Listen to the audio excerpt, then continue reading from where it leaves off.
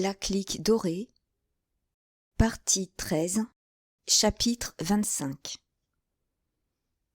Ainsi, de déduction en déduction, et par la seule puissance de sa pénétration servie par une infatigable activité, le juge d'instruction arrivait à démontrer la culpabilité de Crochard et l'existence de complices instigateurs du crime. Qu'il en fût fier et que son estime pour lui-même en fût accrue, c'est ce dont il n'y avait pas à douter, en dépit de ses efforts pour conserver sa roide et impassible gravité. Même, il avait mis une certaine coquetterie à refuser de prendre connaissance de la lettre de mademoiselle Henriette, avant d'avoir prouvé qu'il pourrait se passer des révélations importantes qu'elle contenait. Il est vrai que cette preuve une fois administrée, il s'empressa de réclamer la lettre et de la lire. Et, de même que le chirurgien-major, il fut véritablement épouvanté de la scélératesse de M. de Brévand. « Mais là, précisément, s'écria-t-il, là est l'irrécusable démonstration de la complicité de ce misérable.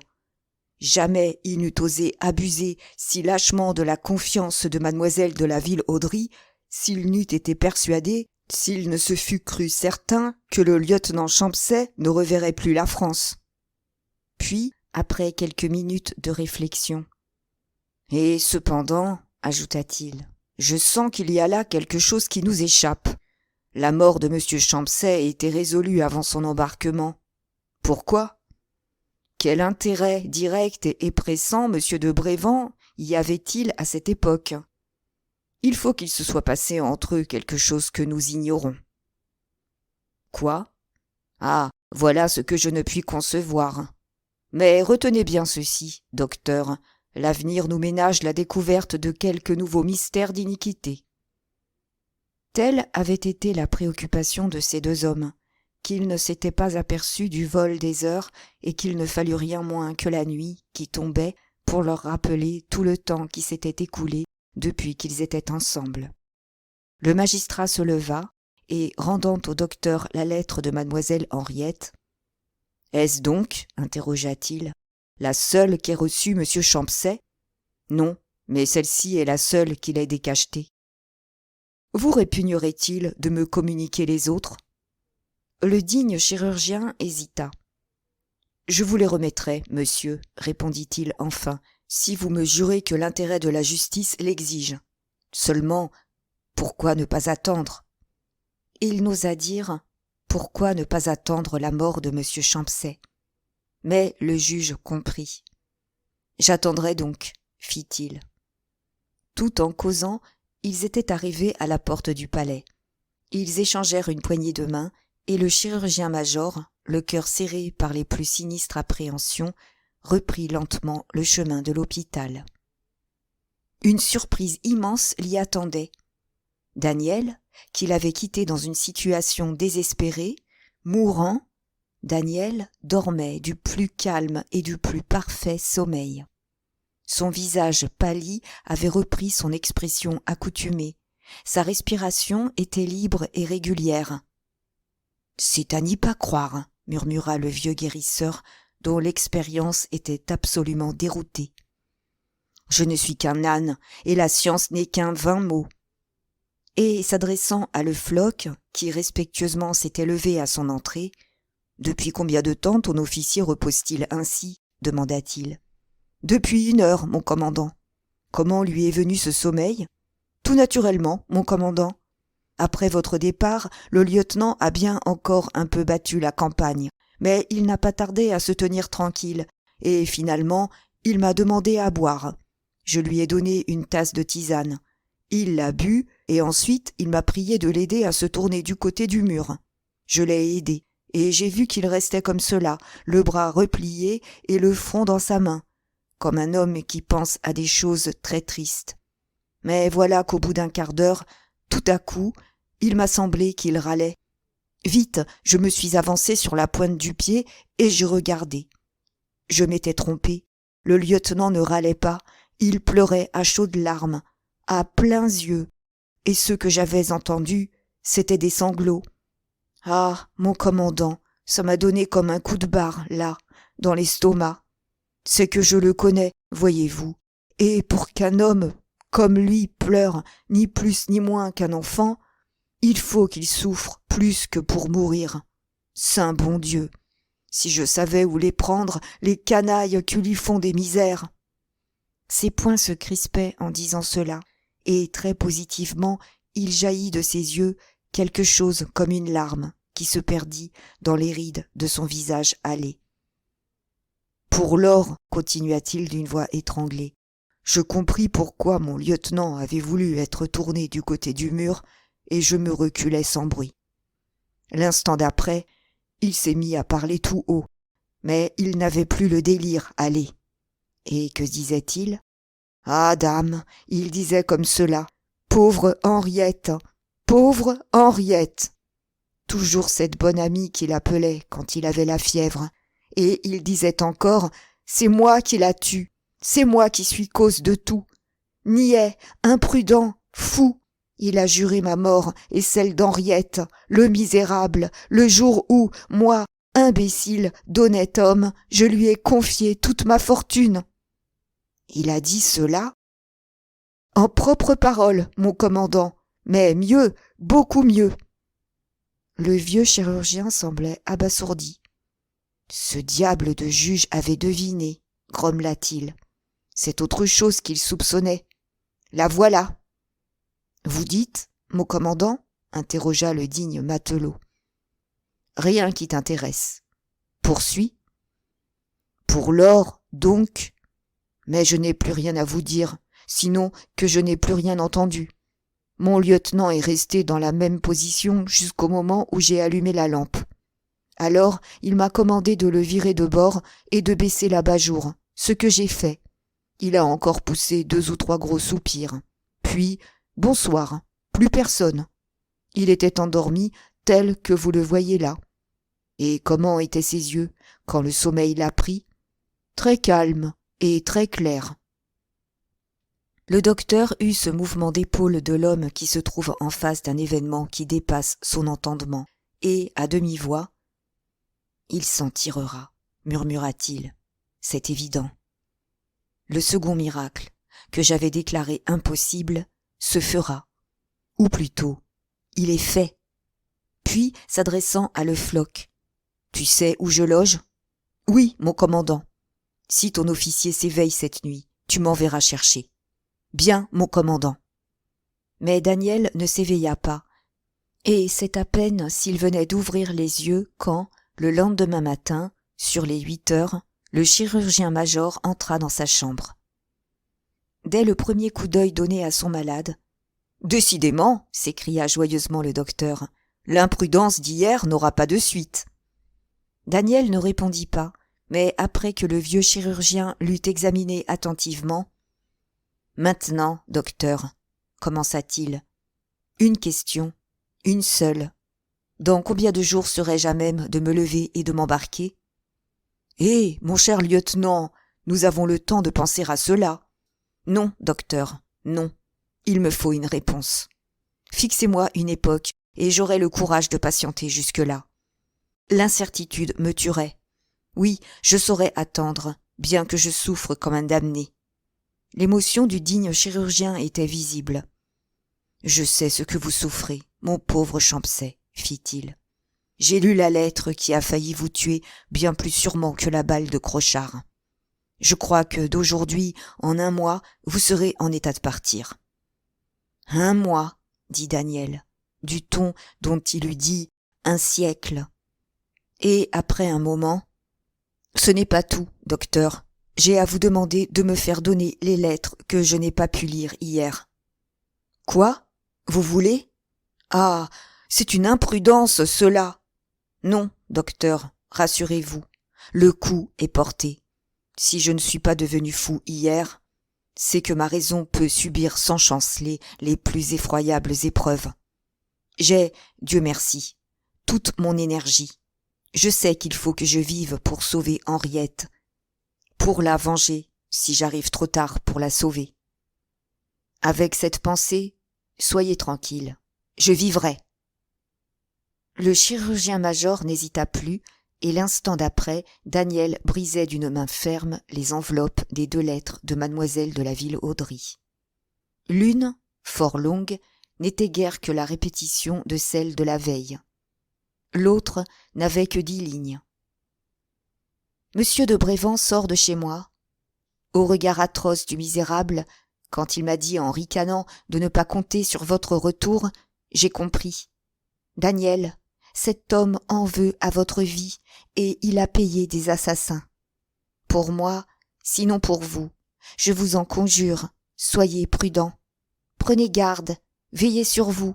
Songez que vous êtes le seul ami et l'unique espoir ici-bas de votre Henriette.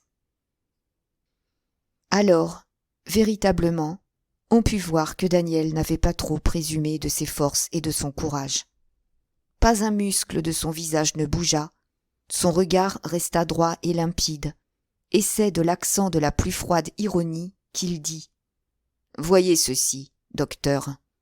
Vous y trouverez l'explication de l'étrange guignon qui me poursuit depuis que nous avons quitté la France. » D'un coup d'œil, le chirurgien avait lu l'avertissement si tardif, hélas, de mademoiselle de la Ville-Audry.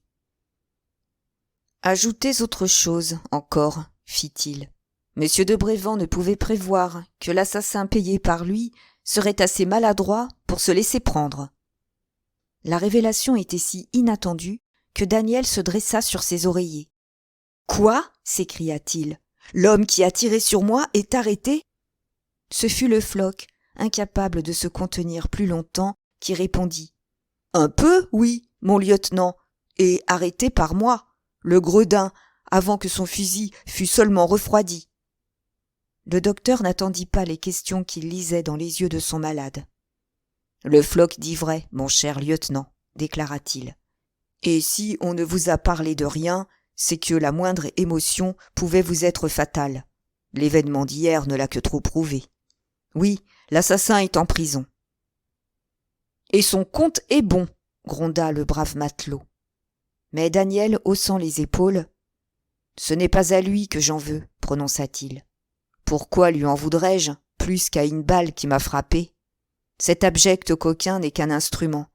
Les vrais coupables, vous les connaissez, docteur. »« Et il en sera fait prompte justice, je vous le jure, » interrompit le vieux chirurgien qui apportait à la cause de son blessé autant de passion que si elle eût été sienne. « Notre bonne étoile nous a envoyé un juge d'instruction qui n'est pas manchot et qui, si je ne m'abuse, ne serait pas fâché de sortir de Saïgon par un coup d'éclat. » Il demeura pensif un moment, observant son malade du coin de l'œil.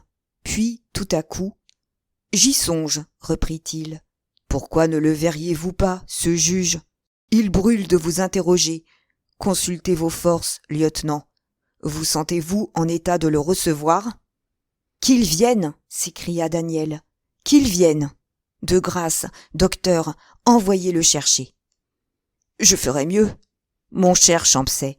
J'irai le chercher moi-même, pendant que vous achèverez de dépouiller votre correspondance. » Il sortit sur ces mots, et Daniel revint aux lettres, demeurées intactes, sur son lit.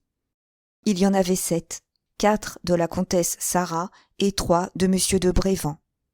Mais que pouvait-elle lui apprendre désormais ? Que lui importaient les mensonges et les calomnies qu'elle renfermait ? Il les parcourut cependant. Fidèle à son système, la comtesse Sarah écrivait des volumes. Et de ligne, en quelque sorte, son amour pour Daniel, réel ou feint, s'accentuait davantage et se dégageait des périphrases et des réticences timides dont elle l'avait voilé d'abord. Elle s'abandonnait, elle se livrait, soit qu'elle eût perdu toute prudence, soit qu'elle fût bien sûre que ses lettres n'arriveraient jamais jusqu'au comte de la Ville-Audry. On eût dit une passion immense, irrésistible, échappant à la volonté qui la contenait, et éclatant plus terrible comme un incendie qui a longtemps couvé dans l'ombre. De mademoiselle de la Ville-Audry, elle ne disait que peu de choses, assez, cependant, pour terrifier Daniel s'il n'eût connu la vérité. Cette malheureuse égarée, écrivait-elle, vient de causer à son vieux père un si cruel chagrin et si inattendu qu'il a failli en mourir. Irritée d'une surveillance que sa conduite ne justifiait que trop, hélas, elle s'est enfuie. Nous ne savons avec qui, et toutes nos recherches pour la retrouver sont demeurées infructueuses. D'un autre côté, M. de Brévand écrivait. Sourde à mes conseils et à mes supplications, mademoiselle de la Ville-Audry a mis à exécution le projet qu'elle avait à former de quitter la maison paternelle. Soupçonnée d'avoir favorisé son évasion, j'ai été provoqué par Sir Thomas Elgin, et j'ai dû me battre avec lui.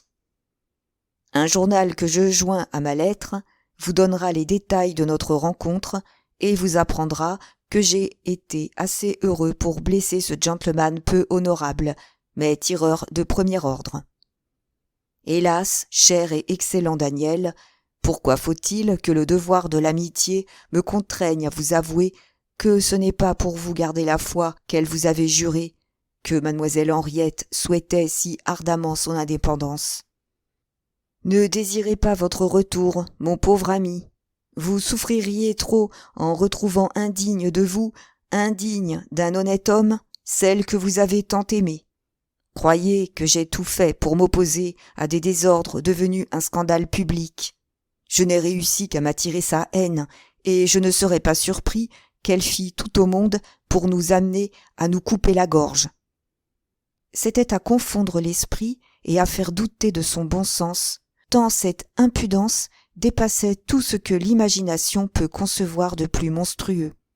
Cependant, le journal annoncé lui avait été adressé, et il y trouva les détails du duel de M. de Brévand et de Sir Thomas Elgin.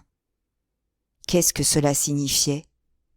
Il se mit à relire plus attentivement les lettres de Maxime et de la comtesse Sarah, et les comparant, il lui sembla y découvrir les traces d'un sourd dissentiment. La discorde est-elle donc parmi mes ennemis, se dit-il, et cesse-t-il de s'entendre à mesure qu'approche, à ce qu'il croit, le moment de partager le fruit de leur crime ? Ou ne se sont-ils jamais concertés, et suis-je en face d'une double intrigue ? Ou tout cela n'est-il qu'une comédie destinée à m'abuser et à me retenir ici jusqu'à ce que le meurtrier ait fait son œuvre ? Il n'eut pas le temps de se torturer l'esprit à chercher la solution de cet insoluble problème. Le vieux chirurgien rentrait avec le juge d'instruction et pendant plus d'une demi-heure, il eut à répondre à une avalanche de questions. Mais l'enquête avait été conduite avec une si rare sagacité que Daniel n'eut à fournir à l'accusation qu'un seul fait absolument nouveau, l'abandon de sa fortune entière à la probité de M. de Brévand. Et encore, cette circonstance, par suite de son invraisemblance, devait fatalement échapper à un travail d'induction basé sur la seule logique. Aussi, Daniel, honteux de son inconcevable imprudence, mit-il un certain amour-propre à en exposer les raisons. Et quand enfin il eut achevé, « Maintenant, reprit le juge, encore une question. Reconnaîtriez-vous l'homme qui, vous ayant offert un canot pour regagner la conquête, a tenté de vous noyer en faisant chavirer ce canot au milieu du Donnai ? Non, monsieur. Ah, voilà qui est bien fâcheux. Cet homme n'est autre que Crochard, bien évidemment, mais il niera. Et la prévention n'aura que des probabilités à opposer à ces dénégations, si je ne découvre pas l'endroit où il a changé de vêtements. Permettez, monsieur, il est un témoignage que je puis vous offrir. Lequel ? La voix du misérable est si bien restée dans ma mémoire que, tenez, ici, pendant que je vous parle, il me semble encore l'entendre à mon oreille, et je la reconnaîtrai assurément entre mille. Le juge ne répondit pas, évaluant sans doute les chances d'une confrontation. Puis, prenant son parti, « C'est une épreuve à tenter, » déclara-t-il. Et, remettant à son greffier, témoin muet de cette scène, l'ordre d'amener le prévenu Crochard à l'hôpital, « Portez cela à la prison, » dit-il, « et qu'on se hâte. » Il y avait alors plus d'un mois que Crochard était arrêté, et la détention, loin d'abattre son audace, l'avait exalté. Son arrestation et son premier interrogatoire l'avaient consterné, mais il avait repris courage en comptant les jours qui s'écoulaient. Évidemment, on cherche des preuves, pensait-il, mais comme on n'en trouvera pas, il faudra bien qu'on me lâche. C'est donc de l'air le plus assuré qu'il entra dans la chambre de Daniel, et dès le seuil, d'une voix arrogante, « Je demande justice, monsieur le juge, dit-il. Je suis las d'être en prison. Si je suis coupable, qu'on me coupe le cou. Si je suis innocent. » Mais Daniel ne le laissa pas finir. « C'est lui, s'écria-t-il. Je suis prêt à en faire le serment. C'est lui. » Si rare que fût l'impudence de Crochard, dit Bagnolet, il demeura interdit, et d'un regard inquiet et rapide, il interrogea la physionomie du juge, et celle du chirurgien-major, et celle aussi de Le Floch, qui se tenait debout, immobile, au pied du lit de son lieutenant. Il avait trop l'expérience des formes de la justice pour ne pas comprendre qu'il s'était bercé d'illusions absurdes, et que sa situation était bien plus périlleuse qu'il ne l'avait soupçonné. Mais où voulait-on en venir? Qu'avait-on découvert? Que savait-on au juste? L'effort qu'il faisait pour l'imaginer donnait à son visage une expression atroce. « Vous avez entendu, Crochard ?» insista le juge. Déjà, grâce à une puissante secousse de sa volonté, le prévenu était redevenu maître de lui. « On n'est pas sourd, » répondit-il, de cet accent indélébile qui trahit l'ancien rôdeur des barrières de Paris. « J'entends très bien. Seulement, je ne comprends pas du tout. » Mal placé pour épier les impressions de Crochard, le juge s'était levé sans affectation et était allé s'adosser à la cheminée. « Vous comprenez au contraire fort bien, » prononça-t-il durement. « Le lieutenant Champsay dit que vous êtes bien l'homme qui a tenté de le noyer dans le Donaï. Il vous reconnaît. »« C'est impossible, » s'écria le prévenu. « Ça, c'est impossible, car... » Mais le reste de la phrase expira dans son gosier. Une soudaine réflexion lui avait montré le piège qui lui était tendu, piège familier au juge d'instruction et terrible par sa simplicité même. Encore un peu, et il s'écriait « C'est impossible, car la nuit était bien trop noire pour qu'on pût distinguer les traits d'un homme. » Et c'eût été comme un aveu, et il n'eût plus su que répondre au juge qui n'aurait pas manqué de lui demander « Comment savez-vous que l'obscurité était si profonde sur les bords du fleuve? Vous y étiez donc ?» Tout blême du danger qu'il venait d'éviter, il dit simplement « L'officier se trompe. »« Je ne le pense pas, » fit le juge, et se retournant vers Daniel. « Persistez-vous dans votre déclaration, lieutenant ?» interrogea-t-il. « Plus que jamais, monsieur. J'affirme sur l'honneur que je reconnais la voix de cet homme. Lorsqu'il m'a proposé un bateau, il parlait une sorte de jargon à peine compréhensible, cousu de mots anglais et espagnols, mais il avait oublié de changer ses intonations et son accent. » Affectant une assurance déjà bien loin de son esprit, Crochard, dit Bagnolet, haussait les épaules d'un air dédaigneux. « Est-ce que je sais l'anglais ? Fit-il. Est-ce que je sais l'espagnol ? Non, très probablement. Mais comme tous les Français qui ont habité les colonies, comme tous les soldats de l'infanterie de marine, vous devez connaître un certain nombre de mots de ces deux langues. » À la grande surprise de Daniel et du docteur, le prévenu ne protesta pas. On eût dit qu'il se sentait attiré vers un terrain dangereux. « N'importe, » fit-il du ton le plus arrogant. « Il est tout de même un peu fort d'accuser un honnête homme d'un crime parce que sa voix ressemble à celle d'un coquin. » Le magistrat hochait doucement la tête.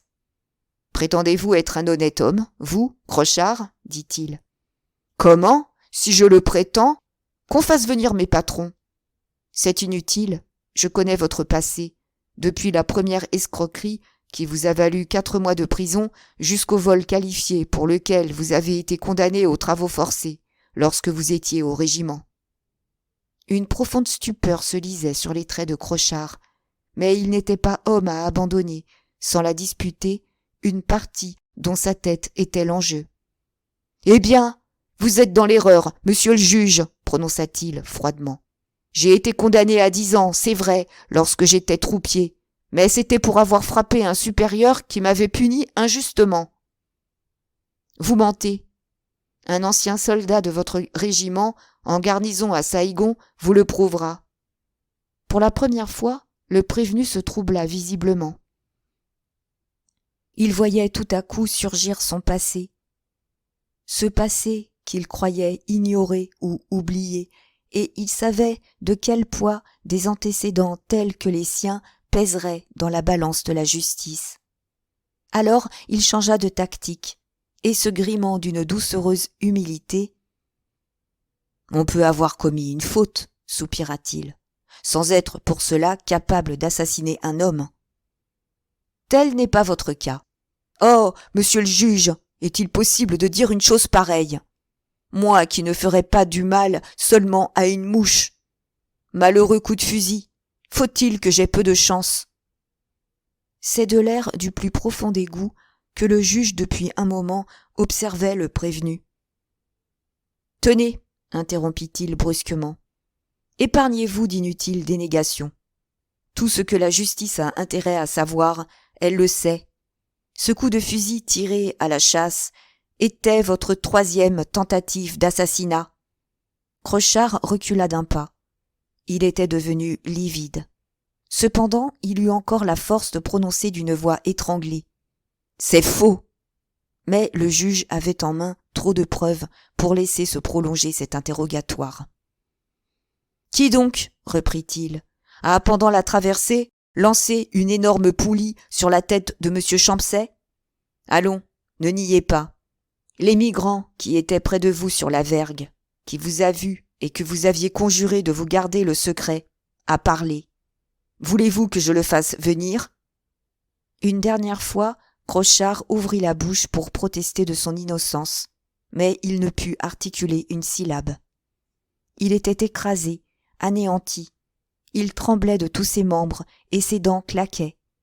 En moins de rien, ses traits s'étaient décomposés autant que ceux du condamné à mort à la vue de l'échafaud. Peut-être, se sentant perdu irrémissiblement, avait-il eu comme une vision de la sinistre machine. « Croyez-moi, insista le juge, ne vous obstinez pas en un système impossible. Dites la vérité. » Durant 1 minute encore, le misérable hésita. Puis, n'apercevant plus d'autre chance de salut que l'indulgence des juges, il s'affaissa si lourdement que ses genoux sonnèrent sur le carreau, en balbutiant. « Je suis un malheureux !» Une même exclamation d'étonnement échappa au docteur, à Daniel et au digne Le Floch. Mais le juge n'était pas surpris, lui. Il savait d'avance que cette première victoire lui coûterait peu, et que le difficile serait d'arracher à l'assassin le nom de ses complices. C'est pourquoi, sans lui laisser le temps de se remettre, « Maintenant, reprit-il, quelle raison aviez-vous de vous acharner ainsi après M. Champcet ?» Le prévenu se redressa à demi et faisant un effort. « Je le haïssais, bégaya-t-il. Une fois, pendant la traversée, il m'avait menacé de me mettre au fer. »« Cet homme ment, interrompit Daniel. »« Entendez-vous, insista le juge.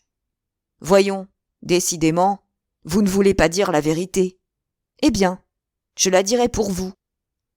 On vous avait acheté la mort du lieutenant Champcet, et vous vouliez gagner votre argent. Vous avez reçu une certaine somme d'avance, et on devait, après le meurtre, vous en compter une plus forte. Je vous jure, monsieur le juge. Ne jurez pas. La somme que vous possédez, et dont vous ne sauriez expliquer l'origine, est une preuve irrécusable. Hélas, je ne possède rien. Informez-vous, faites chercher. Sous le masque impassible du magistrat, il était aisé de discerner une certaine émotion.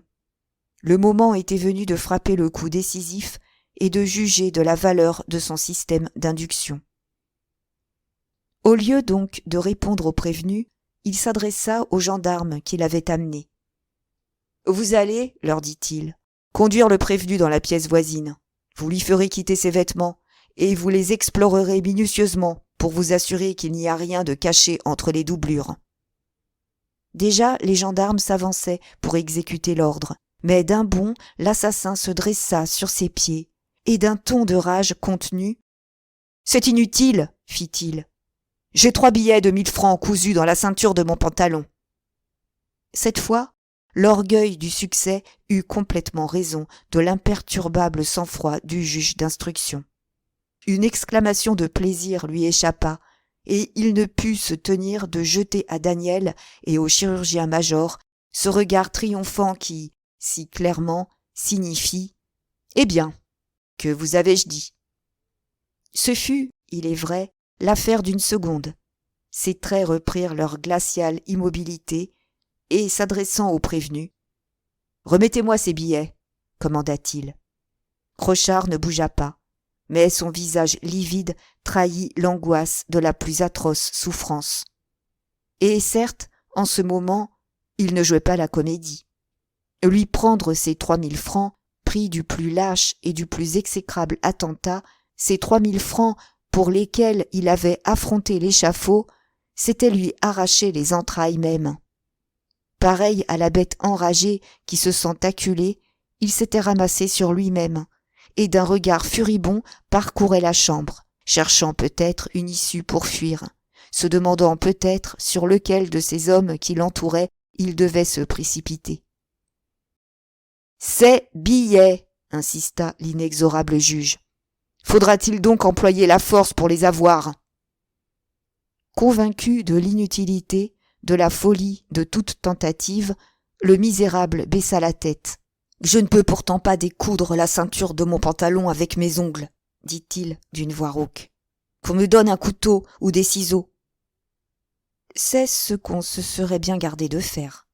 Mais, sur un signe du juge, un des gendarmes s'avança, et tirant un canif de sa poche, il décousit la doublure à l'endroit que lui indiqua le prévenu.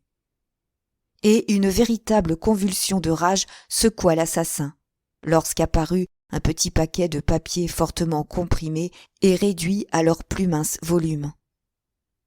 Par suite d'un phénomène bizarre, fréquemment observé chez les criminels, il se préoccupait infiniment plus de son trésor que de sa tête si terriblement compromise.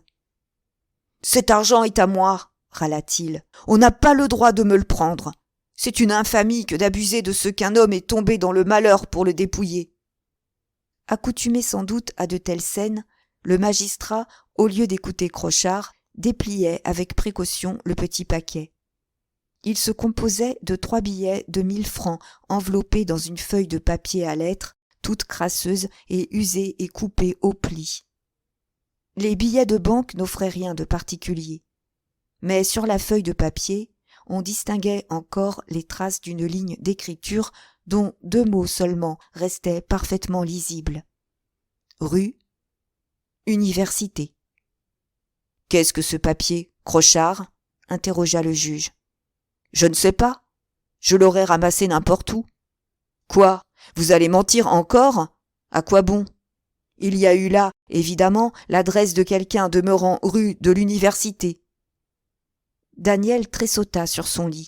« Eh, monsieur, interrompit-il, c'est rue de l'université que je demeure à Paris. » Une fugitive rougeur colora les pommettes du magistrat, et c'était chez lui le signe non équivoque d'une vive satisfaction. « Tout s'explique, » murmura-t-il à demi-voix, comme s'il eût répondu à certaines objections de son esprit. Et cependant, à la grande surprise de ses auditeurs, il abandonna cet incident et, revenant au prévenu, « Ainsi, dit-il, vous reconnaissez que vous avez reçu de l'argent pour assassiner le lieutenant Champsay ? » « Je n'ai pas dit cela. »« Non, mais les 3000 francs cachés sur vous le disent surabondamment. »« De qui avez-vous reçu cette somme ? » ?»« De personne.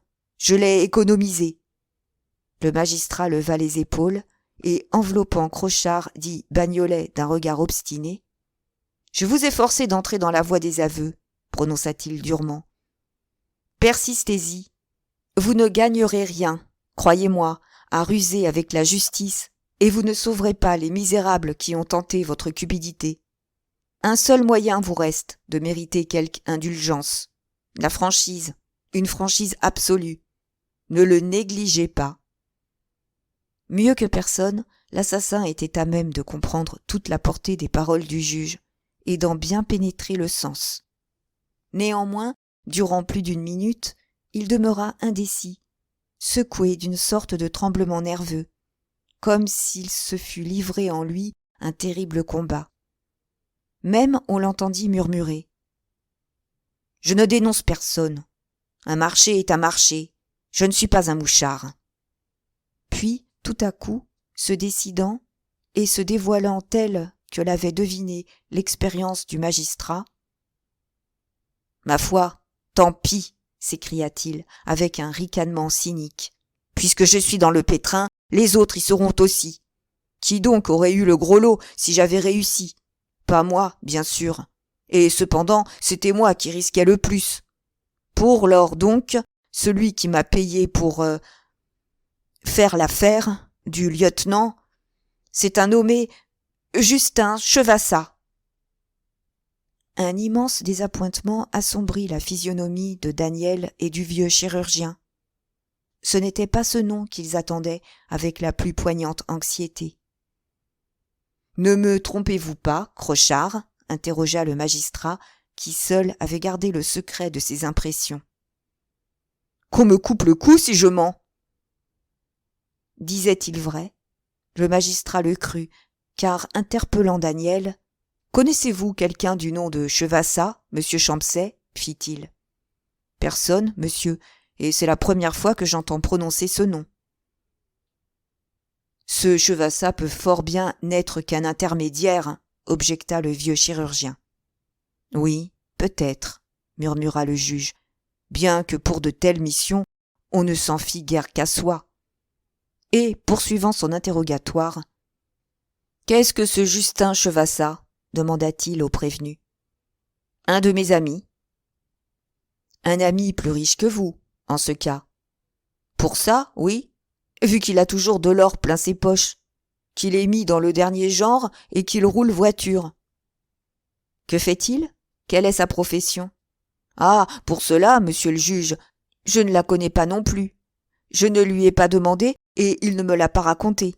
Je lui ai dit seulement « Sais-tu que tu m'as l'air d'avoir eu une fière chance ?» Et il m'a répondu « Oh, pas tant que tu crois. » « Où demeure-t-il ? » ?»« À Paris, rue Louis-le-Grand, 59. »« Est-ce là que vous lui écrivez ? » ?»« Car vous avez dû lui écrire depuis que vous êtes à Saïgon. »« J'adresse mes lettres poste restante à MXOX 88. » Désormais, il était manifeste que loin d'essayer de sauver son complice, Crochard, dit Bagnolet, ferait tout pour aider la justice à le retrouver. Déjà apparaissait le système qu'allait adopter ce misérable, consistant à rejeter la responsabilité et tout l'odieux du crime sur l'homme qui l'avait payé, et à se donner à lui pour un pauvre diable que la misère écrasait quand on était venu le tenter et l'éblouir de promesses tellement magnifiques qu'il n'avait pas eu la force de résister. Le juge, cependant, continuait. « Où et comment avez-vous connu ce Justin Chevassa ? » « J'ai fait sa connaissance au bagne. »« Ah, c'est un renseignement, cela. Et pour quel crime avait-il été condamné, le savez-vous ? » ?»« Pour faux, je crois, et aussi pour vol. »« Et que faisait-il avant sa condamnation ? » ?»« Il était employé chez un banquier, ou caissier dans un grand magasin. Pour sûr, il avait de l'argent à manier, puisqu'il lui en était resté au doigt. Je suis surpris qu'étant si bien informé du passé de cet homme, vous ne puissiez rien me dire de ses moyens d'existence actuels. Il a de l'argent, beaucoup, voilà tout ce que je sais. Vous l'avez donc perdu de vue ? Certainement, oui, monsieur le juge. Chevassa a été libéré bien avant moi. Je crois même qu'il a été gracié. Et j'ai été plus de 15 ans sans le rencontrer. Comment l'avez-vous retrouvé ? Oh, tout à fait par hasard, et par un hasard bien malheureux pour moi, car sans lui, je ne serais pas où je suis. Chapitre 26. Jamais un étranger, pénétrant dans la chambre de Daniel et voyant l'attitude de Crochard, ne se fût imaginé que le misérable se trouvait sous le coup d'une accusation capitale, qu'il était là devant le juge d'instruction en présence de l'homme que par 3 fois il avait tenté d'assassiner.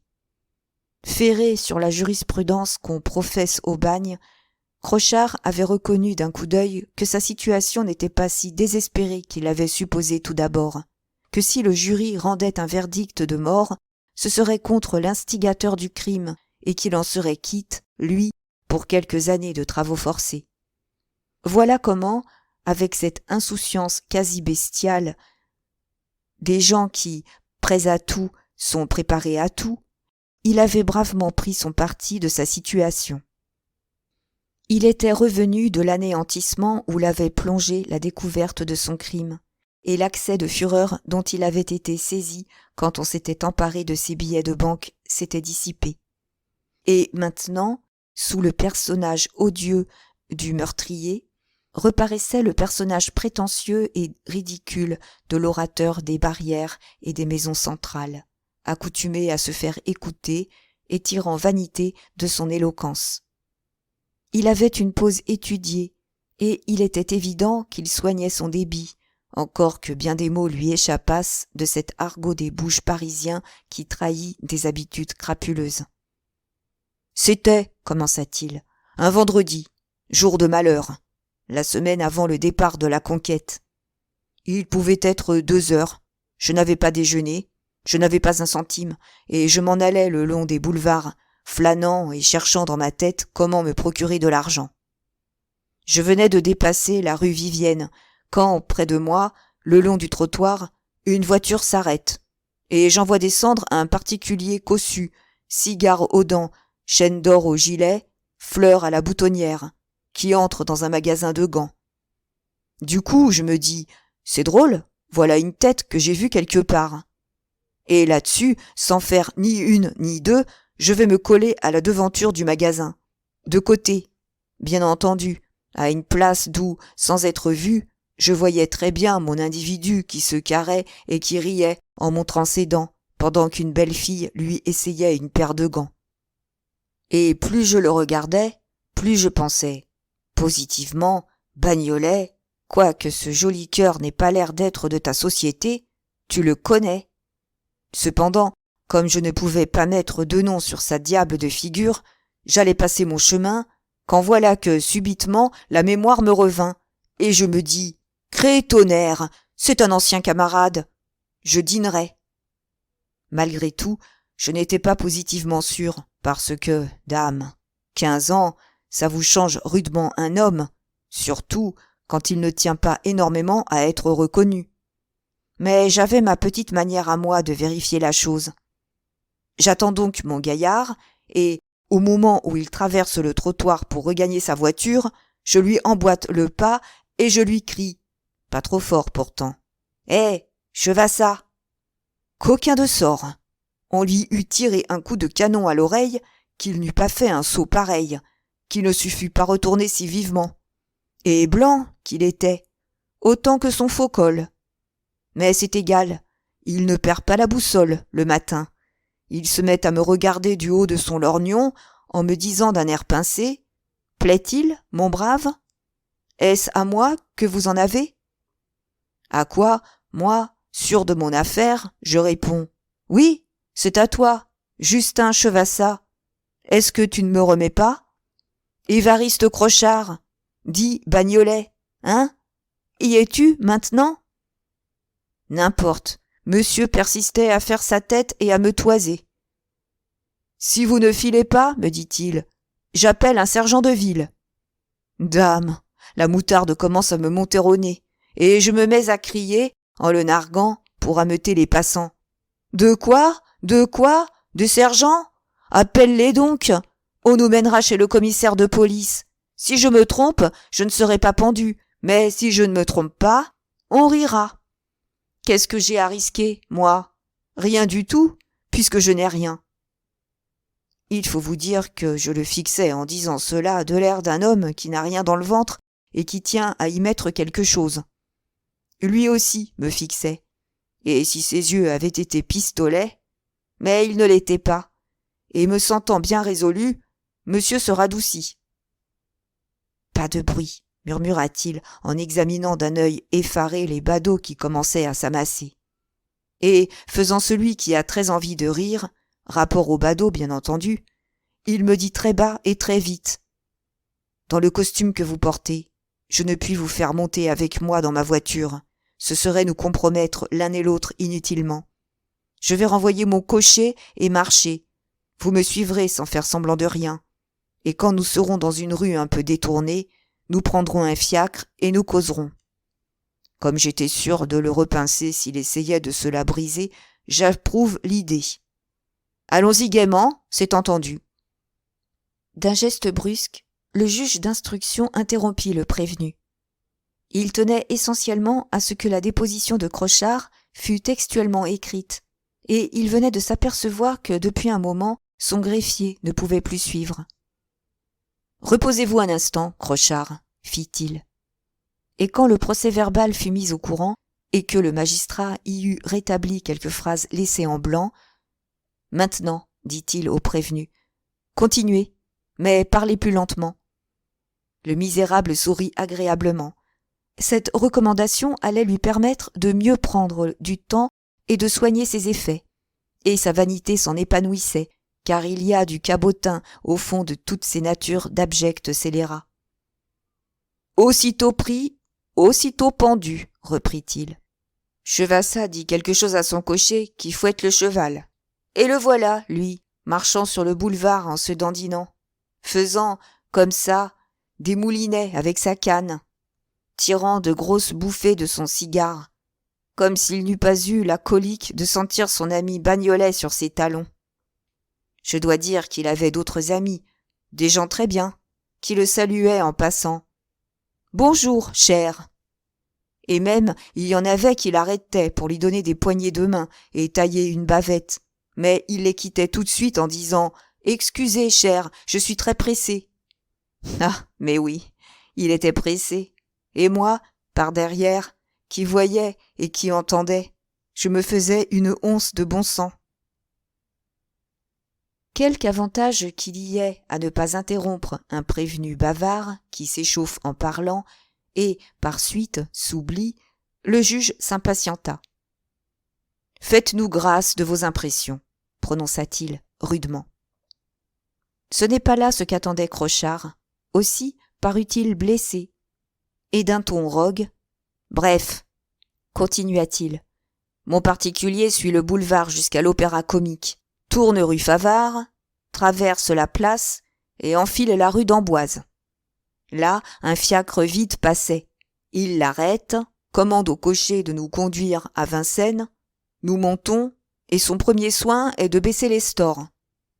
Alors, il me regarde d'un air riant et me tend la main en me disant « Eh bien, mon vieux, comment ça va-t-il » Sur le premier moment, de me voir si bien reçu, je restais comme hébété. Puis, réfléchissant, je pensais en moi-même « Qu'il soit si gentil que cela, ce n'est pas naturel. Il doit me préparer quelque traîtrise. Ouvrons l'œil. » Et là-dessus, je lui demande « Comme ça, tu n'es pas trop fâché que je t'ai accosté ?» Il se met à rire et me répond « Non. » Alors moi, cependant, tu n'avais pas l'air à la noce quand je t'ai parlé, et j'avais l'idée que tu cherchais le moyen de me lâcher sans compliment. Mais lui, d'un grand sérieux, « Tiens, dit-il, je vais te parler le cœur sur la main. » Sur le moment, j'ai été surpris, mais je n'étais pas inquiet. Ce qui vient d'arriver, il y a longtemps que je l'ai prévu. Je sais que chaque fois que je sors, je risque de rencontrer un ancien camarade. Tu n'es pas le premier qui me retrouve, et mes précautions sont prises pour ne pas être ennuyé. Si je voulais me débarrasser de toi, ce soir même, grâce à un petit moyen que j'ai inventé, tu aurais perdu ma piste. Puis, comme tu es à Paris, en rupture de ban, avant 48 heures, tu serais logé au dépôt. Il me contait tout cela si tranquillement que je sentais que c'était vrai, et que le malin devait avoir quelques trucs. Ainsi, lui dis-je, tu as du plaisir à retrouver un ami ? Il me regarda bien dans les yeux et répondit « Oui, et la preuve, c'est que si tu n'étais pas là, à mes côtés, et que je susse où te trouver, j'irai te chercher. J'ai une affaire à te proposer. » Désormais, Bagnolet avait lieu d'être satisfait. Si le juge gardait son flegme impénétrable, Daniel et le chirurgien-major écoutaient avec une attention haletante, comprenant que le prévenu arrivait à la partie importante de ses aveux, à celle dont on tirerait sans doute des éclaircissements. Le floc lui-même demeurait bouche béante, et on pouvait suivre sur sa bonne figure toutes ses émotions pendant le récit de ce vil gredin qui, sans lui, très probablement, eût échappé à la justice. « Naturellement, poursuivait Crochard, à ce mot d'affaire, je dressai l'oreille. « Bah, lui dis-je, je te croyais retiré vivant de tes rentes. » Et, effectivement, je le croyais. « Tu es dans l'erreur, me répondit-il. Depuis que je suis sorti de là-bas, j'ai bien vécu, mais je n'ai rien mis de côté, et s'il arrivait un accident, que j'ai certaines raisons de craindre, je tomberais dans la misère. » J'aurais bien désiré en savoir davantage, mais il ne voulut plus rien me dire de lui, et il me fallut lui conter mon histoire depuis ma libération. Oh, ce fut vite fait.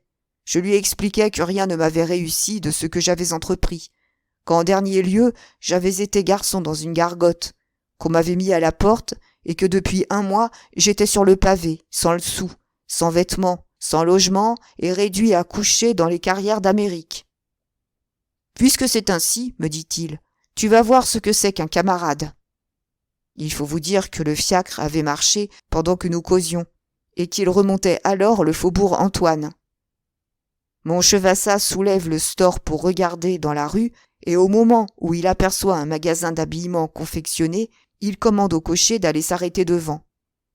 Le cocher obéit, et alors Chevassat me dit « Arrive, vieux, nous allons toujours commencer par te vêtir convenablement. » Nous descendons, et, en effet, il m'achète chemise, pantalon, paletot et tout ce qui s'ensuit. À côté était un cordonnier et un chapelier. Il me paie un chapeau de soie et une paire de bottes vernies. Plus loin se trouvait un horloger.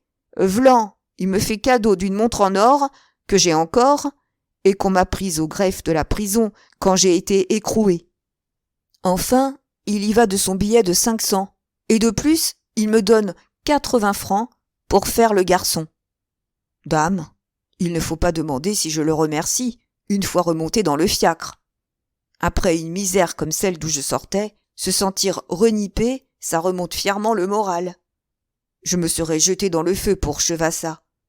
Hélas, je n'aurais pas été si joyeux si j'avais pu me douter de ce que tout ça me coûterait, car moi, d'abord... « Oh, passez, interrompit le juge, passez. » Non sans étonnement, Crochard dut s'avouer que tout ce qui lui était absolument personnel n'avait qu'un très médiocre succès. Une grimace trahit son dépit, et plus vite, il reprit. Tous ces achats avaient exigé beaucoup de temps, si bien qu'il était 6 heures et qu'il faisait tout à fait nuit quand nous arrivâmes à Vincennes. Un peu avant le fort, Chevassat fait arrêter le fiacre, paye le cocher et le renvoie, et ensuite, me prenant le bras, « Tu dois avoir faim, me dit-il, nous allons dîner. » Donc, nous commençons par absorber un verre d'absinthe. Puis, il me mène tout droit au meilleur restaurant, demande un cabinet particulier, et nous fait servir un dîner. Oh, mais un dîner! Rien qu'à l'entendre faire la carte, l'eau me découlait de la bouche. Nous nous mettons à table, et moi, ne me défiant de rien, je n'aurais pas changé ma place contre celle du pape. Et je mangeais, et je parlais, et je buvais. Je buvais, surtout, ayant été privé longtemps, si bien qu'à la fin, je commençais à être un peu ému. Chevassat, lui, paraissait tout à fait lancé, et il me contait des tas de blagues qui me faisaient crever de rire. Mais voilà qu'une fois le café servi, avec des liqueurs à discrétion et des cigares de 10 sous, mon particulier se lève et va pousser le verrou de la porte, car il y avait un verrou. Puis, revenant s'asseoir bien en face de moi, les coudes sur la table, « Maintenant, mon petit, qu'il me dit, assez ri, causons. Je suis bon zig, c'est vrai, mais tu dois comprendre que ce n'est pas uniquement pour tes beaux yeux que je suis si gentil que cela. J'ai besoin d'un gars solide, et j'ai compté sur toi. » Parole d'honneur, il vous disait cela d'un si drôle d'air que j'en ressentis comme un coup au creux de l'estomac et que je commençais à me défier. Cependant, je cache mon jeu et je réponds. « Eh bien, voyons, vas-y, conte-moi la chose. » Aussitôt, il reprend. « Comme je te l'ai dit, je n'ai pas un sou de côté. Seulement, s'il arrivait un malheur à une personne que je sais bien, je me trouverais riche. Et toi, tu le serais du même coup, si tu veux te charger de lui pousser le coude à ce malheur, pour qu'il arrive plus vite. » Pénétré de plus en plus du rôle que lui imposait le système de défense qu'il comptait adopter, le prévenu se grimait d'une douleur hypocrite qui donnait à son louche visage une expression décidément ignoble. Pourtant, quelque dégoût qu'inspirait au juge d'instruction cette grossière comédie, il ne laissa échapper ni un mot ni un geste, sentant le danger de rompre le fil de la déposition si importante du misérable. « Ah, monsieur le juge !» s'écriait Crochard, une main sur le cœur. « Quand j'entendis Chevassa parler ainsi, tout mon sang ne fit qu'un tour, et je lui dis « Malheureux, que me proposes-tu là ? Moi, commettre un assassinat ? Jamais ! J'aimerais mieux mourir !» Lui ricanait. « Que tu es bête, me répondit-il. Qui est-ce qui te parle d'assassiner ? Il s'agit d'un simple accident. D'ailleurs, tu ne risqueras rien. La chose ne se passera pas en France. » Cependant, je refusais toujours, et même je voulais m'en aller, quand Chevassa, saisissant un couteau, me déclara que maintenant que j'avais son secret, je marcherais, sinon, il me regardait si terriblement que, ma foi, j'eus peur, et je me rassis. Tout de suite, alors, il redevint gai comme auparavant, et tout en me versant de l'eau-de-vie, il se met à m'expliquer que je serais un fou d'hésiter, que jamais je ne retrouverais pareille occasion de faire ma fortune d'un coup, que je réussirais très certainement, et qu'alors j'aurais des rentes, une voiture comme lui, de beaux habits, et tous les soirs des dîners semblables à celui que nous venions de faire. Si bien que moi, je devenais comme fou. Tout cet or qu'il faisait briller devant mes yeux me montait à la tête autant que les petits vers et même davantage. Ensuite, il maniait toujours son couteau, si bien que ne sachant plus ce que je faisais ni ce que je disais, je me levais et frappant un grand coup de poing sur la table, je m'écriais « Je suis ton homme !» Encore qu'il fût probable que cette scène n'ait jamais existé que dans l'imagination de Crochard, dit Bagnolet, Daniel frissonna sous ses couvertures à la pensée de ces deux misérables à demi ivres marchant dans sa mort, le verre à la main, dans quelque cabaret, les coudes sur la nappe tachée de vin. Le Floch, lui, étreignait si convulsivement de sa main de fer le montant du lit que le bois en craquait. Peut-être rêvait-il que c'était le coup de l'assassin de son officier qu'il tenait ainsi. Le magistrat et le chirurgien, eux, ne songeaient qu'à observer les contorsions du prévenu. Il avait tiré son mouchoir de sa poche et il s'en frottait rudement les yeux avec l'espoir, sans doute, d'en arracher quelques larmes. « Allons, allons, fit le juge, pas d'attendrissement, continuons. » Crochard eut un gémissement et d'un ton larmoyant.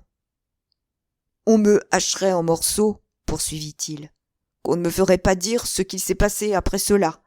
J'étais soûl, perdu, tellement que je ne me souviens de rien.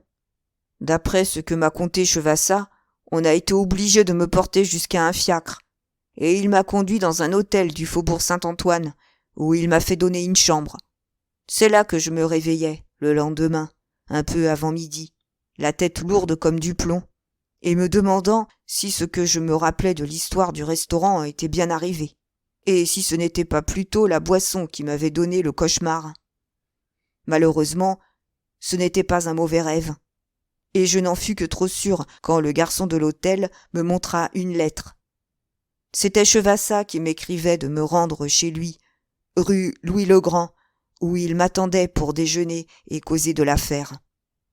Naturellement, j'y cours. Je demande au concierge monsieur Justin Chevassa. Il me répond que c'est au second à droite. Je monte, je sonne, un domestique m'ouvre. J'entre dans un appartement superbe et je trouve le brigand en robe de chambre, étendu sur un canapé. En route, je m'étais bien promis de lui déclarer carrément qu'il n'eût pas à compter sur moi, que la chose me faisait horreur, et que je me retirais. Mais, dès les premiers mots, il entre dans une colère épouvantable, me disant que je ne suis qu'un lâche et un traître, me donnant à choisir entre un coup de couteau qui saurait bien me planter entre les deux épaules et ma fortune. Et, en même temps, il étalait devant moi des tas de louis d'or. Alors, oui, je fus lâche. Je me sentais pris. Chevassa me faisait peur. L'or me grisait. Je donnai ma parole et le marché fut conclu. Ayant dit, Crochard, dit Bagnolet, respira longuement et bruyamment, en homme dont la poitrine est débarrassée d'un poids énorme. C'est qu'il se sentait, en effet, grandement soulagé. Tout avoué, séance tenante, sans une minute de répit pour combiner un système de défense, c'était rude. Or, le misérable estimait s'être bien tiré de cette épreuve délicate et périlleuse, et se flattait de s'être habilement ménagé pour le jour du jugement une respectable série de circonstances atténuantes. Mais le juge d'instruction ne le laissa pas respirer longtemps. « Pas si vite, prononça-t-il. Tout n'est pas fini. Comment les conditions du crime ont-elles été réglées entre Chevassa et vous ? Oh, tout naturellement, monsieur. Moi, d'abord, je disais oui à tout ce qu'il me proposait. Il me magnétisait, cet homme-là. Donc, il fut convenu qu'il me compterait 4000 francs d'art et qu'après, le coup, il me donnerait 6000 francs fixes, plus une part dans la somme qui lui reviendrait. Ainsi, moyennant 10 000 francs, vous vous chargiez d'assassiner un homme. Je croyais. Il y a loin de cette somme aux fabuleuses promesses de fortune dont, à vous entendre, vous auriez été ébloui. Pardon, il y avait ma part dans la somme, et vous deviez bien savoir que jamais Chevassa ne voulut payer. Les poings de Crochard se crispèrent. Chevassa ? Me flouer ? s'écria-t-il. Nom d'un tonnerre ! Je l'aurais. Mais non, il me connaît. Jamais il n'aurait osé. Le magistrat avait cherché du regard et rencontré les yeux du prévenu. Que me disiez-vous donc ? objecta-t-il bonnement. Que cet homme vous faisait une peur terrible et vous magnétisait ? Le misérable venait de donner dans un piège et, au lieu de répondre, il baissa la tête, essayant un sanglot. Le repentir est fort bien, insista le juge, qui ne semblait nullement attendri. Mais, pour le moment, mieux vaudrait éclairer la justice et expliquer comment votre départ pour la Cochinchine fut réglé. Allons, redressez-vous et donnez-moi des détails. Le prévenu releva la tête et d'une voix dolente. Pour l'or, monsieur, reprit-il, c'est à la suite de ce déjeuner chez lui que Chevassa m'expliqua toute l'affaire. Et même, c'est ce jour-là qu'il me remit l'adresse qui est là, sur le papier, qui enveloppait mes billets de banque. Dans quel but vous donnait-il l'adresse de monsieur Champcet ? Pour que je m'arrange de façon à le connaître personnellement. C'est bien. Poursuivez. Tout d'abord, lorsque je sus qu'il s'agissait d'un lieutenant de vaisseau, je voulus me retirer, sachant bien qu'avec ces hommes-là, il n'y a pas à plaisanter. Mais Chevassa me blagua tellement, il m'appela tant et tant fainéant et propre à rien, qu'il finit par me monter la tête. D'ailleurs, reprit-il, écoute le plan. Le ministère de la Marine demande des ouvriers pour Saïgon. Comme il n'en trouve pas tant qu'il en veut, tu te présentes et tu es admis. Bon, on te paye ton voyage jusqu'à Rochefort. Un canot te conduit en rade à bord de la frégate La Conquête. Sais-tu qui tu y trouves ? Notre homme, le lieutenant Champcet. Eh bien, je te dis, moi, que s'il lui arrive un accident, soit pendant la traversée, soit à Saïgon, cet accident passera comme une lettre à la poste. Oui, voilà ce qu'il me dit. Mot pour mot. Et il me semble l'entendre encore. Et moi, j'étais tellement interloqué que je ne trouvais rien à lui répondre. Pourtant, il y avait une chose qui me rassurait un peu. Et je me disais, va, compte là-dessus, qu'on va m'accepter au ministère de la Marine avec mes antécédents. Mais lorsque je fis cette objection à Chevassa, il se mit à rire. Oh, mais à rire, au point que j'en étais agacé. « Tu es décidément plus simple que je ne croyais, me dit-il. Est-ce que tes condamnations sont écrites sur ta figure? Non, n'est-ce pas? Eh bien, comme tu te présentes au ministère avec un bon livret bien en règle, tu seras admis. » Moi, ouvrant de grands yeux, je réponds, « C'est très joli, ce que tu me chantes là. Le malheur est que n'ayant pas travaillé de mon état depuis plus de 15 ans, je n'ai pas plus de livrets que sur la main. » Lui hausse les épaules et dit, « On t'en aura un. » Me voilà ennuyé, et je reprends, « S'il faut voler un livret et changer de nom, bernique, je n'en suis plus. » Mais le brigand avait son plan. « Tu garderas ton nom, me dit-il en me tapant sur l'épaule. Tu auras un livret de graveur sur métaux, tout ce qu'il y a de mieux. » Et, en effet, le surlendemain, il m'en remit un, avec signature, légalisation, cachet, toutes les herbes de la Saint-Jean, quoi. « Celui qu'on a saisi dans votre chambre ? » demande le juge. « Tout juste. » « Où Chevassa l'avait-il pris ? » ?»« Pris, monsieur le juge ? Il l'avait fichtre bien fabriqué lui-même. Il fait tout ce qu'il veut de sa plume, ce matin-là. Il lui plairait d'imiter votre écriture, que vous n'y verriez que du feu. » Daniel et le vieux chirurgien échangèrent un rapide regard. C'était un indice, cela, et bien grave, si on le rapprochait de cette fausse lettre adressée au ministre de la Marine, qui avait provoqué l'ordre d'embarquement du lieutenant Champsay. Aussi bien que, le magistrat dut être frappé de cette circonstance, mais son visage demeura impénétrable, et, poursuivant son but, après les détours de l'interrogatoire, « Ce livret, demanda-t-il au prévenu, n'a éveillé aucun soupçon ? » ?»« Aucun ? Je n'ai eu qu'à le montrer pour être inscrit. Après ça, Chevassa m'avait dit qu'il ferait parler pour moi. Peut-être étais-je recommandé. Et c'est ainsi que vous êtes parti ? Oui, on m'a remis ma feuille de route, une indemnité de voyage, et 5 jours après avoir rencontré Chevassa, je m'installai à bord de la Conquête. Le lieutenant Champsay n'y était pas. Ah, j'espérais bien qu'il ne ferait pas la campagne. Malheureusement, il arriva 48 heures plus tard, et on mit à la voile. Ce qui confondait Daniel et le chirurgien-major, ce qui transportait d'indignation le brave Le Floch, c'était le sang-froid parfait du misérable qu'on discernait fort bien sous son trouble affecté. Il parlait de cette abominable machination, de cet assassinat froidement combiné longtemps à l'avance, dont le prix avait été débattu, sur lequel il avait perçu un acompte, comme il eût parlé d'une opération commerciale. « Maintenant, Crochard, reprit le juge, je ne saurais trop vous engager, dans votre propre intérêt, à bien me dire la vérité. Vos réponses seront contrôlées, songez-y. Est-il à votre connaissance que Justin Chevassa vive à Paris sous un autre nom que le sien ? Non, monsieur le juge. J'ai entendu tout le monde l'appeler monsieur Chevassa. Qui, tout le monde ? Dame, son portier, ses domestiques. Le magistrat parut chercher une forme pour la question qu'il avait à poser. Puis, tout à coup, « Supposez, dit-il au prévenu, que le coup, selon votre expression, est réussi. Vous vous embarquez, vous arrivez en France, vous êtes à Paris. Comment vous y prenez-vous pour retrouver Chevassa et lui réclamer vos 6 000 francs ? Je me présente chez lui, rue Louis-le-Grand, et, s'il a déménagé, le concierge me donne sa nouvelle adresse. Ainsi, vous êtes persuadé qu'il vous a reçu dans son véritable appartement ? Réfléchissez. Si entre le moment où vous l'avez accosté et celui où il vous a reçu, vous l'avez quitté seulement 2 heures, il peut s'être improvisé un domicile.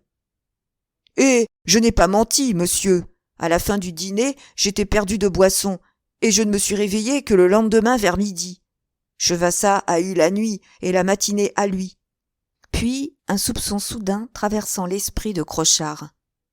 Ah, le brigand s'écria-t-il. Pourquoi m'a-t-il tant recommandé de ne lui écrire que poste restante? Le magistrat s'était retourné vers son greffier. Descendez, lui dit-il, et voyez si quelque négociant des environs n'aurait pas un almanach bottin de Paris. Le greffier partit comme une flèche, et l'instant d'après reparut avec le volume demandé. Le juge s'empressa d'y chercher la rue Louis-le-Grand, et, en face de la soi-disant adresse de Justin Chevassa, il lut « Langlois, riches appartements pour familles et étrangers, service exceptionnel ». J'en étais bien sûr, murmura-t-il. Et alors, tendant à Daniel la feuille de papier où se lisaient encore ces deux mots, rue Université. Reconnaissez-vous cette écriture, monsieur Champsay? Demanda-t-il. Trop pénétré, depuis un moment, de l'idée du juge pour éprouver la moindre surprise, Daniel regarda et froidement dit « C'est l'écriture de Maxime de Brévand ». Un flot de sang empourprait le visage. L'instant d'avant si blême, de Crochard, dit Bagnolet. Il frémissait de rage à cette idée qu'il avait été pris pour dupe par son complice, par l'instigateur de son crime, et que le sang versé, il n'en eût pas touché le prix. « Ah, le brigand !» s'écria-t-il. « Et moi qui pour un peu plus ne l'aurais pas dénoncé !» Un fugitif sourire éclaira la physionomie du magistrat. Son but était atteint. Cette fureur du prévenu, il l'avait prévue. Il l'avait patiemment préparée et fait éclater, et elle lui garantissait désormais les renseignements les plus exacts. « Me tromper, moi !» poursuivait Crochard avec une violence extraordinaire. « Filouter un ami, un ancien camarade. Canaille, va. Mais il ne la portera pas en paradis, celle-là. Qu'on me coupe le cou, je m'en moque, et même j'en serai content, pourvu que je voie couper le sien avant.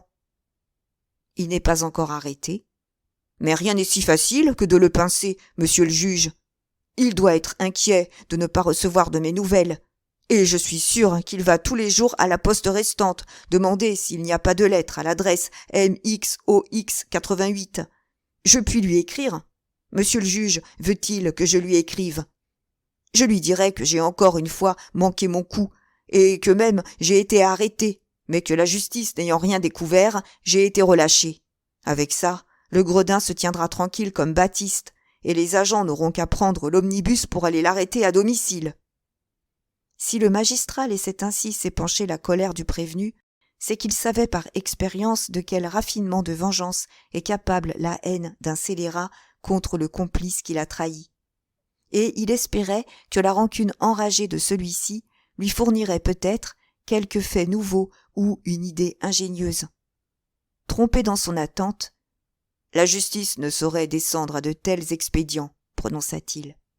Puis, comme Crochard paraissait désolé, « Occupez-vous plutôt, ajouta-t-il, de bien rassembler vos souvenirs.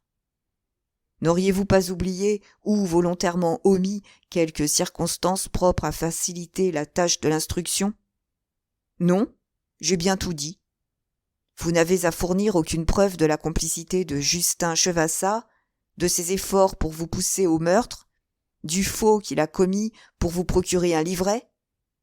Aucune. Ah, c'est un malin, celui-là, et qui ne laisse pas traîner les pièces à conviction.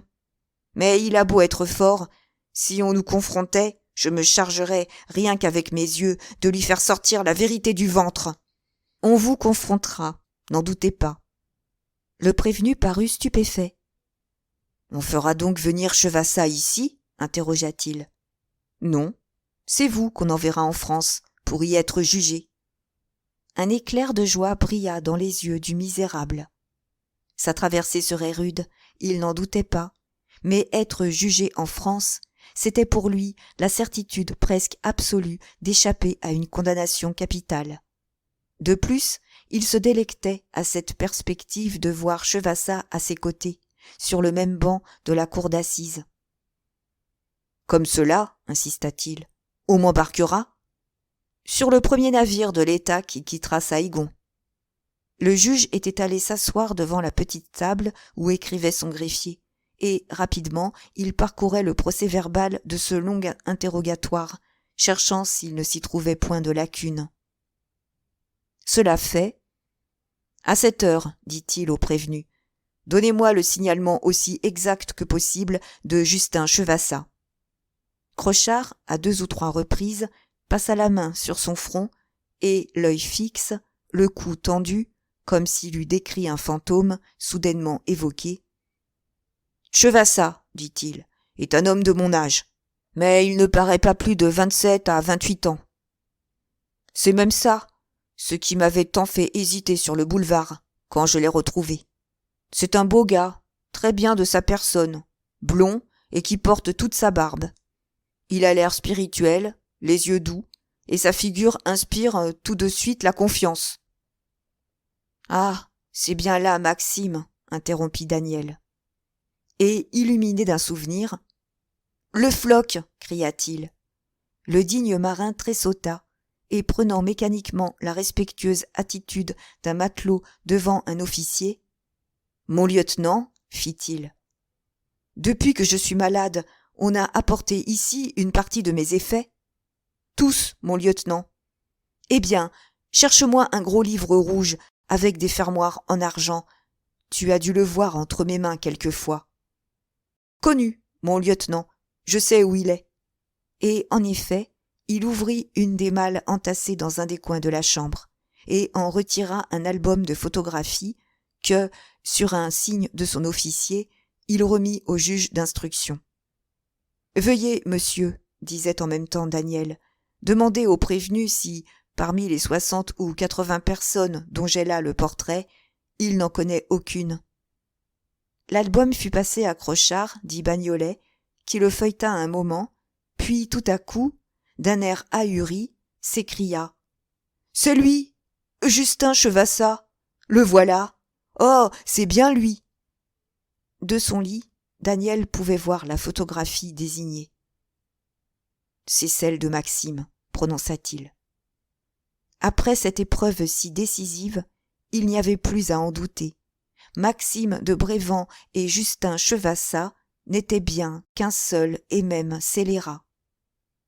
L'instruction, à Saïgon, se trouvait terminée, car à Paris seulement, l'enquête pouvait rassembler les preuves accablantes du crime de ce misérable. Le juge donna donc à son greffier l'ordre de lire son procès-verbal, et Crochard l'écouta sans une seule objection. Mais après avoir signé, et lorsque déjà les gendarmes s'avançaient pour lui remettre les menottes, il demanda à ajouter quelque chose, et le juge ayant fait un signe d'assentiment, « Je ne cherche pas à me défendre, ni à m'innocenter, mais je ne voudrais pourtant pas, non plus, passer pour plus mauvais que je ne suis. » Il avait pris une pose décidée, et très évidemment visait, sans les atteindre, le ton et l'expression d'une grossière franchise. « La chose dont je m'étais chargé, poursuivit-il, n'était pas dans mes moyens. Jamais je n'ai pu m'entrer dans la tête l'idée de tuer un homme en traître. Si j'avais été une canaille, comme il y en a, le lieutenant ne serait pas là, blessé, c'est vrai, mais vivant. 10 fois j'ai trouvé l'occasion de lui faire son affaire à coup sûr, et je n'en ai pas profité. J'avais beau me monter la tête avec les promesses de ce brigand de Chevassa, toujours au dernier moment le cœur me manquait. C'était plus fort que moi. Et la preuve, c'est qu'à 10 pas, j'ai perdu ma balle. La seule fois que j'y sois allé carrément, c'est dans le bateau, parce que là, au moins, il y avait du danger. C'était comme un duel, puisque ma peau courait autant de risques que celle de l'officier. Je tire ma coupe aussi bien qu'un autre, c'est vrai, mais dans un fleuve comme le Donau, la nuit, avec un courant d'enfer, il n'y a pas de nageurs qui tiennent. Le lieutenant s'en est tiré, mais moi, j'ai bien manqué y rester. Je n'ai pu aborder qu'à une grande demi-lieue au-dessous de la ville, et en prenant pied, je me suis envasé jusqu'aux aisselles. Maintenant, je demande bien pardon au lieutenant, et on verra si je ménagerai Chevassa. » Sur quoi, d'un mouvement théâtral, il tendit la main aux menottes et sortit.